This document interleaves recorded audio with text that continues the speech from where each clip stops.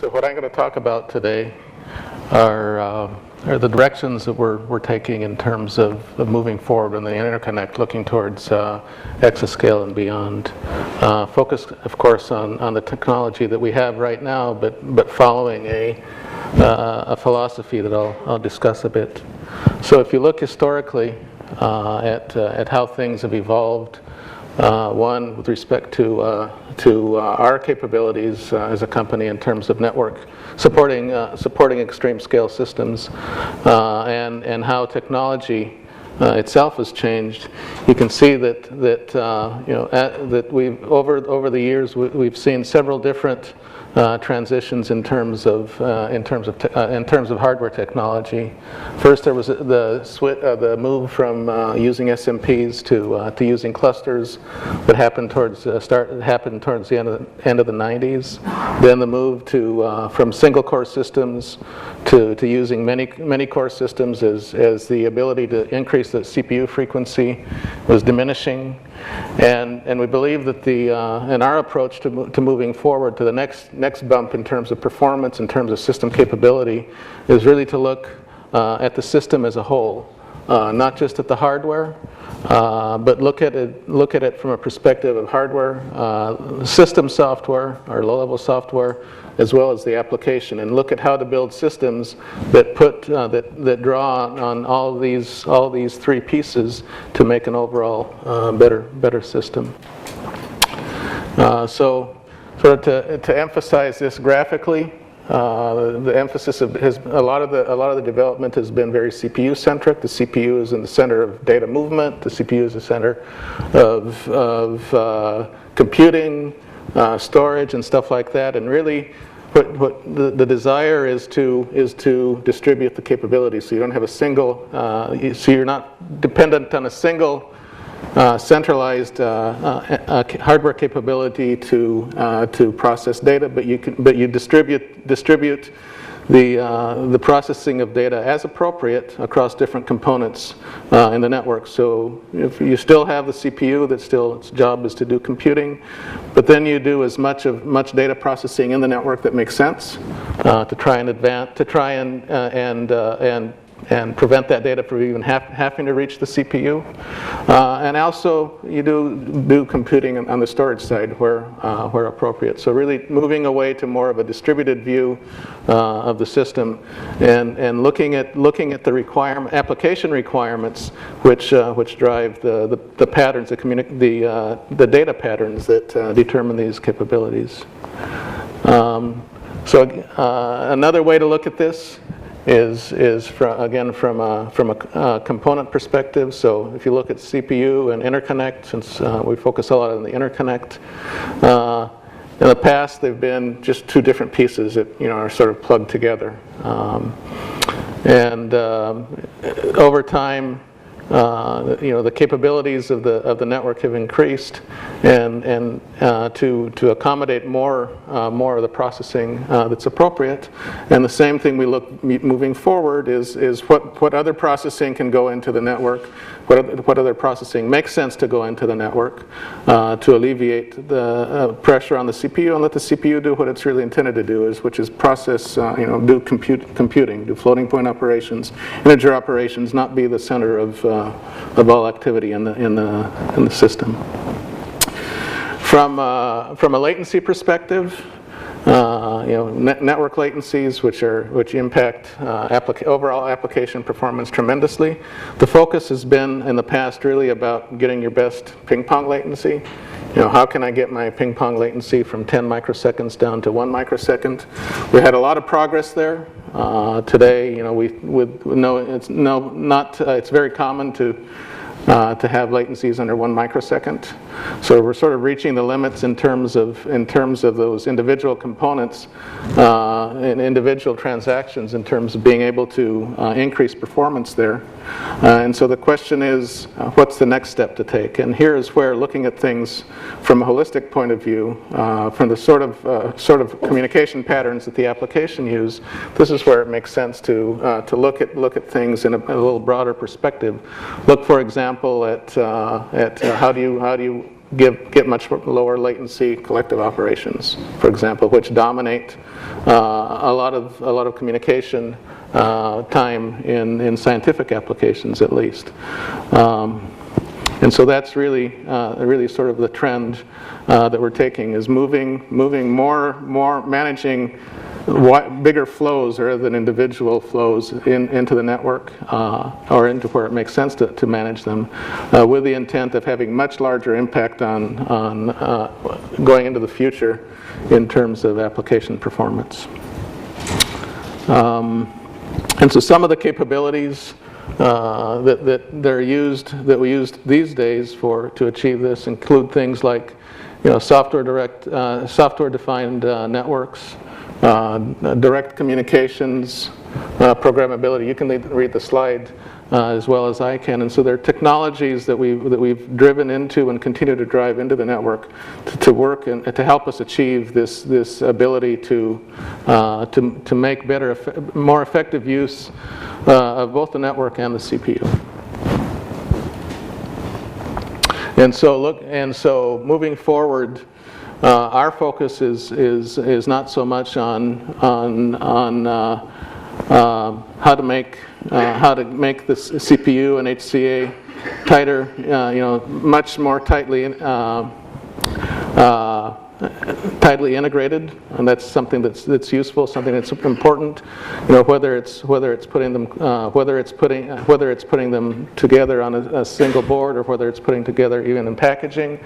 Those things, while they're important, there's much more to be gained, or more to be gained, if you look at the system from a broader perspective. If you look at the system from how do I make a CPU, a GPU, FPGA, what you name the technology, work together much better to produce a much more effective system, to be able to solve the end user problems in a much more effective way.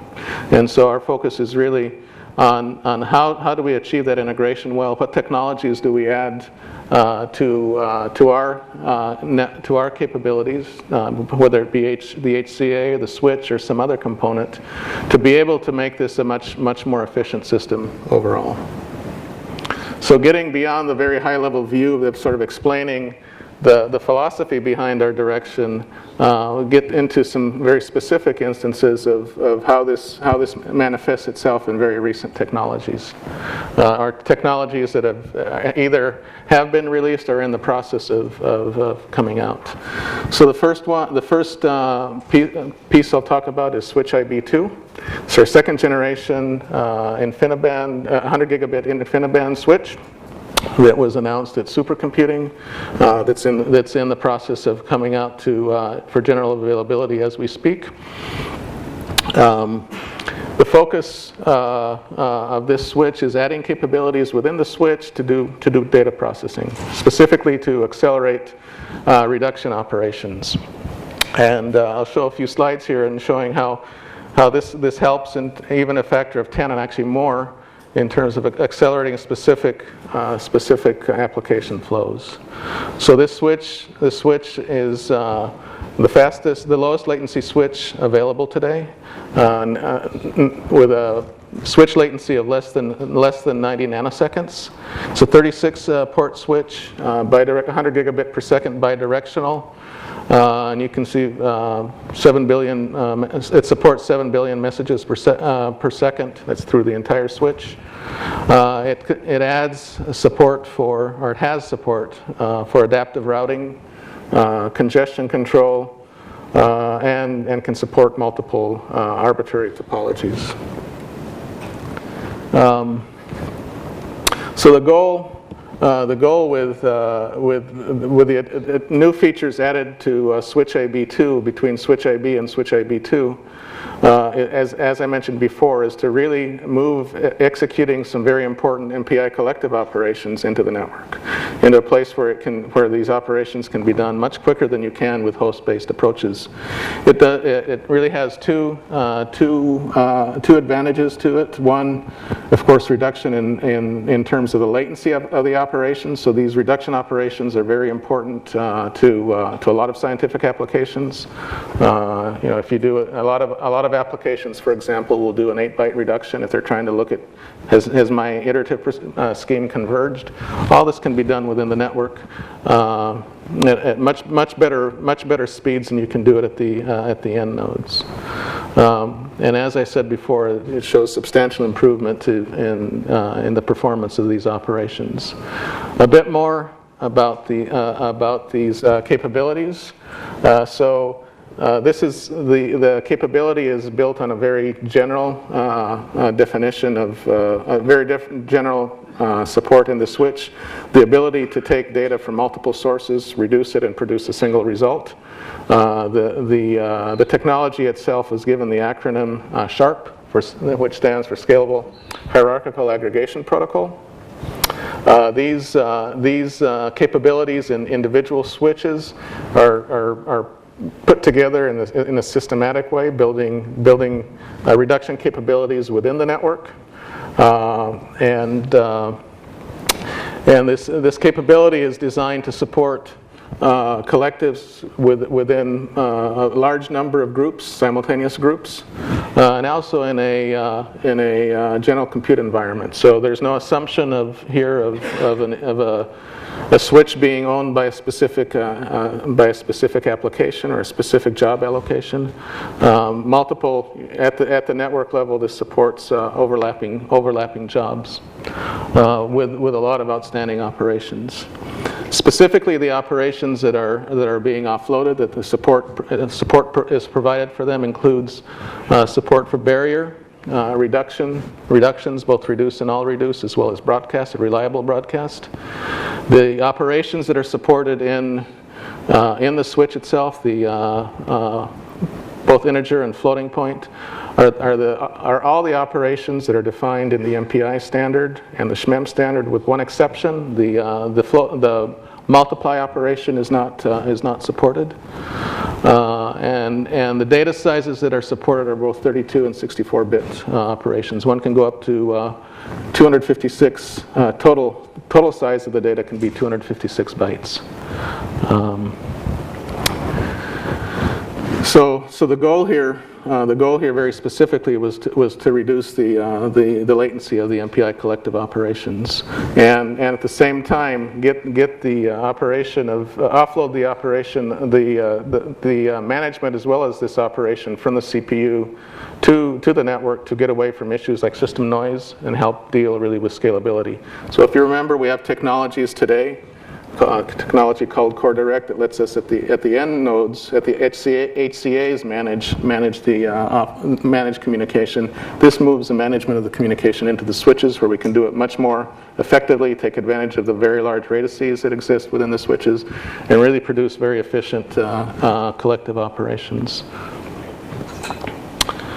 So some initial. Actually, these are more. This slide focuses more on comparing measured data to simulation data. As I said, the switches themselves are in the process of bring up right now.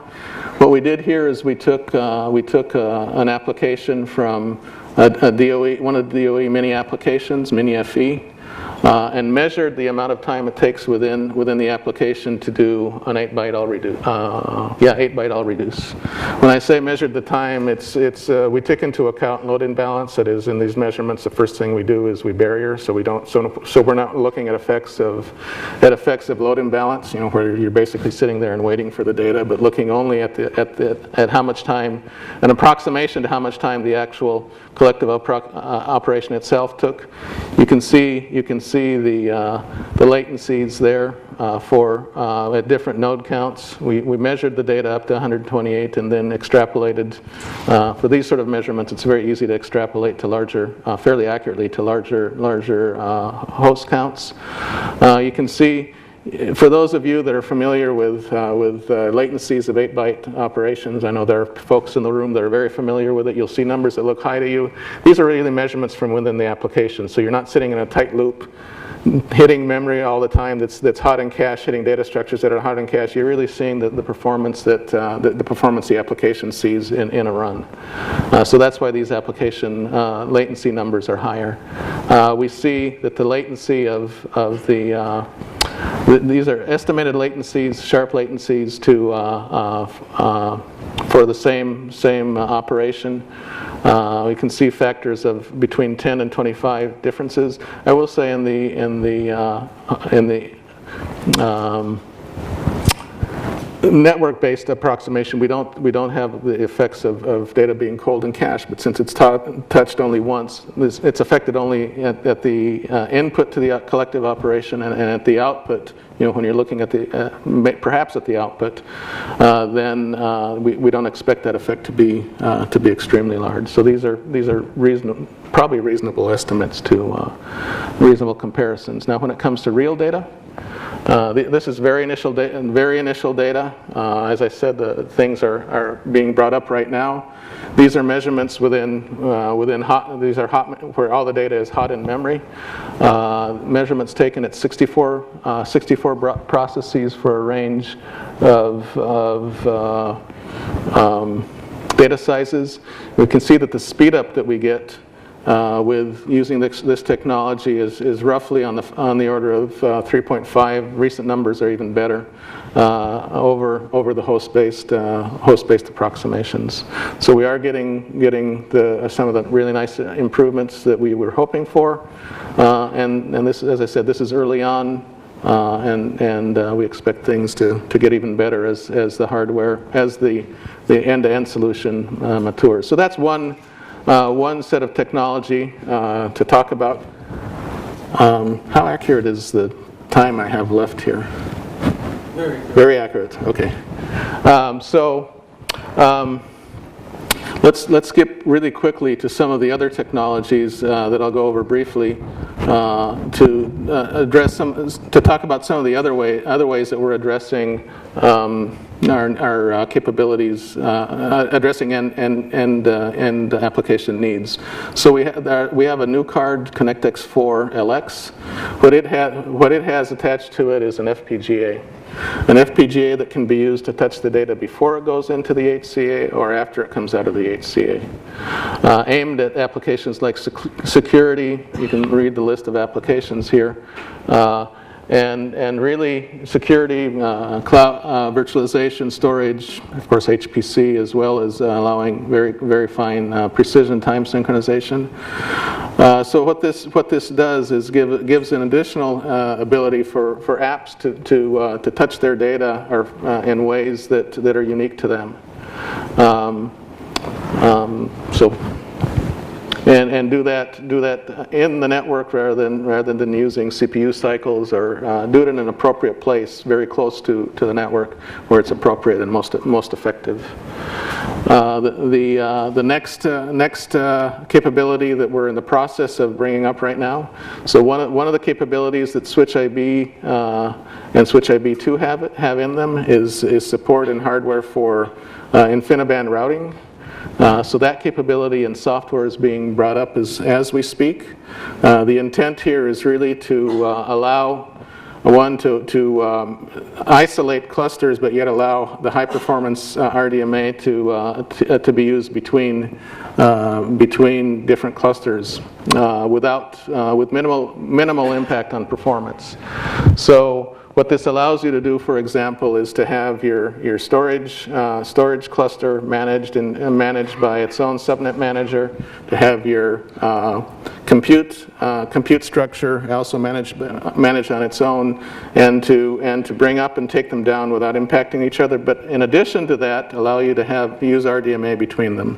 So, for example, in storage, you don't have to go to any sort of intermediate, to achieve the same thing, you don't have to go to any sort of intermediate host that might do some sort of translation for you. So if you want to get that isolation, you can go directly to the host. You can go with as many through as many switches as you want between subnets. There's no restriction there, and so you can maintain very high bandwidth, but at the same time use the most effective have isolation within the cluster, as well as use the routing that's most appropriate for each cluster.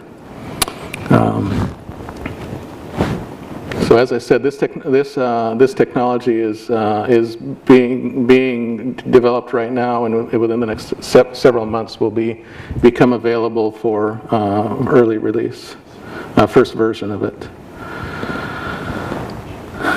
The other capability that we've also introduced is what we call multi-host socket direct.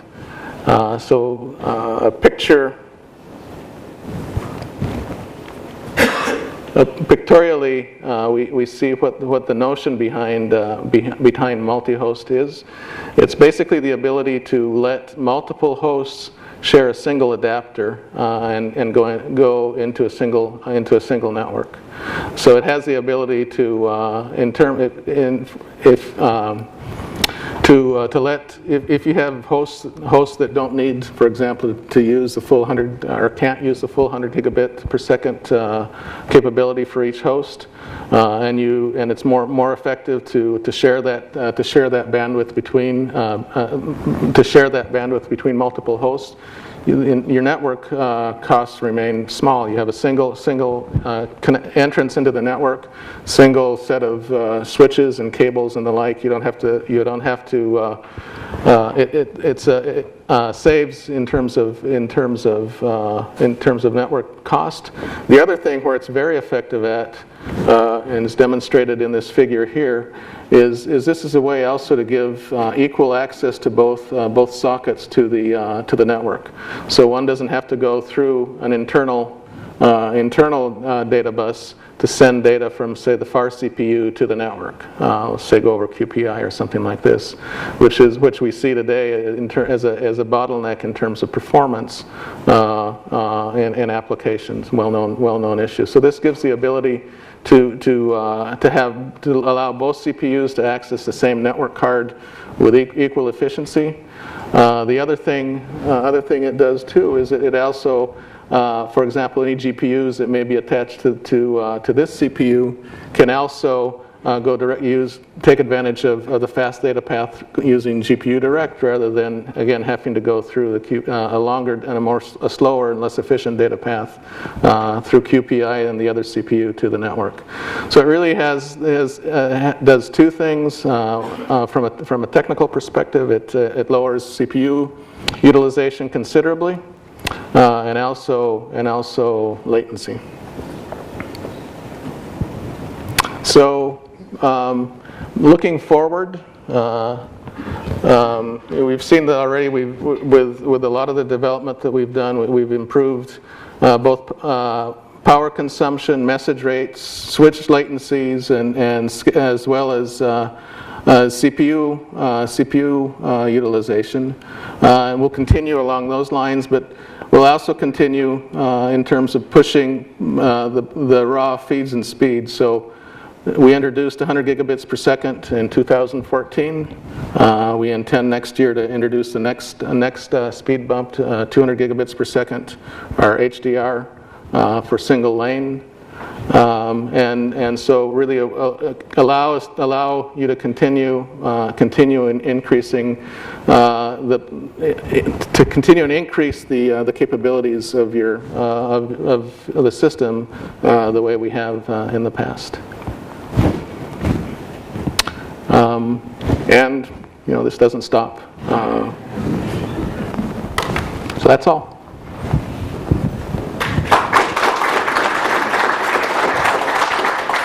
Any questions? Yes. Can you talk a little bit about the internal interconnect on the FPGA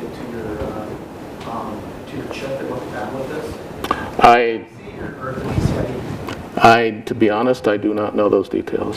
I don't know if anyone in the room knows. I don't know. Sorry. Yes. Hi, I have two questions. Yes. First question is, what's the maximum cable length, copper cable length, that the switch IB2 supports while delivering like full EDR performance? So in terms of copper, I think we go up to 7 or 8 meters. I don't know if we go any longer than that in terms of copper cables. In terms of, yeah. That's pretty good. Second question is, Do you have a time frame for a director class switch IB2 to be out that beyond 36 ports? Yes, that is, I think, in what, 3 months roughly? What? Very soon. I mean, I don't know. The answer is no, but I know it's soon. I don't know. I don't have that number off the tip of my tongue. Yeah. On your multi-host, is it a 4-socket to 1 or a 4-host to 1 maximum? In today's technology, 4 is the maximum. Yeah. Okay. Yeah. Yeah. It gets larger next generation. Yeah.